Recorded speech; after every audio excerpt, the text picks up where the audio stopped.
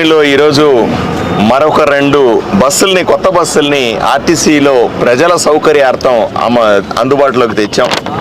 నేను ఎమ్మెల్యే అయిన తర్వాత 19 కొత్త బస్సుల్ని, జాగ్రత్తగా వినాలే, 6 నెలల సమయంలో 19 కొత్త ఆర్టీసీ బస్సుల్ని ప్రజలకు అందుబాటులోకి తీసుకొని వచ్చాం. దాంట్లో సూపర్ లగ్జరీ బస్సులు 3, ఎక్స్ప్రెస్ బస్సులు 13, అద్దెకు తీసుకున్న బస్సులు 2, hire privilege Palle Velugu village సంబంధించిన బస్సు 1, మొత్తం 19.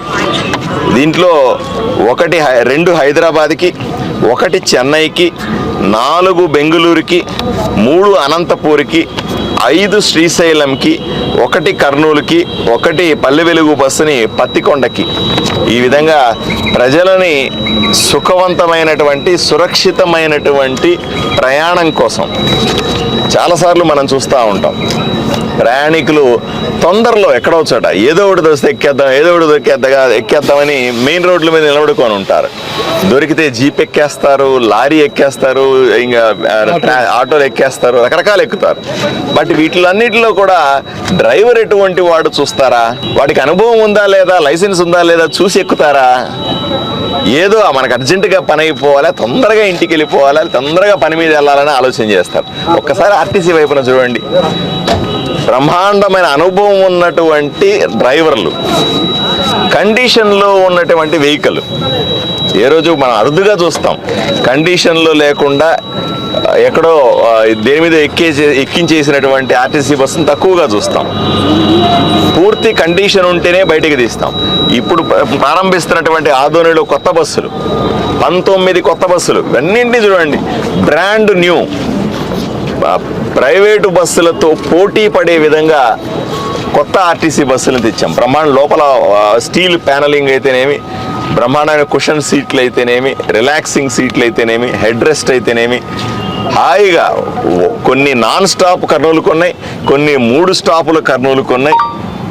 అంటే ఎవరు కూడా కార్ల గురించి కానీ ఇంకోటి సొంత వెహికల్స్ గురించి ఆలోచన, తక్కువ ఖర్చుతో ఏ ఊరికన్నా వెళ్ళగలిగే విధంగా ఏర్పాట్లు చేశాయి. ఇంకొక గొప్ప విషయం కూడా, కర్నూలు జిల్లాలో కాదు, ఉమ్మడి కర్నూలు జిల్లాలో రాయలసీమ మొత్తానికి చూస్తే కూడా ఏ డిపోలో కూడా 6 నెలల్లో 19 బస్సులు ప్రారంభించింది లేదు. ఒక్క ఆదోనికి మాత్రమే ఈ అదృష్టం దక్కింది.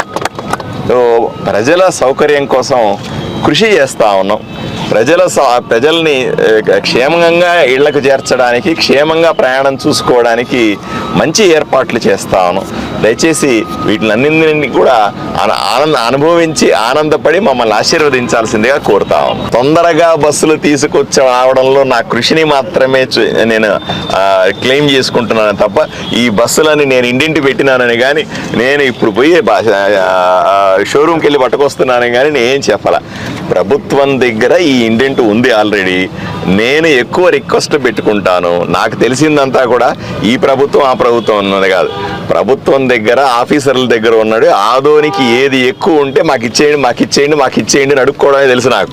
అంతకు మించి నేను పెద్ద క్లెయిములు కూడా చేయను. ఓకే, నేను దీని మీద పెద్ద ఆరోపణలు కూడా ఏమీ లేవు. నేను దీని రాజకీయం ఎందుకు చేయాలి? నేను ఊరికి వెళ్ళాను. ఒక ఊరికి వెళ్తే చిన్నపిల్లలంతా అడిగారు, మాకు స్కూల్ టైంకి బస్సు పెట్టండి, ముందు సామగల్లో పొద్దున 6 గంటలకే వస్తామని, మాకు 8 గంటలకి ఇవ్వండి అన్న. అప్పటికప్పుడే మేము ఇక్కడ వీళ్ళకు ఇన్ఫార్మ్ చేస్తే దాన్ని 7:45కు మార్చాం. ఈరోజు పిల్లలు ఆనందంగా స్కూల్కి వెళ్తాం.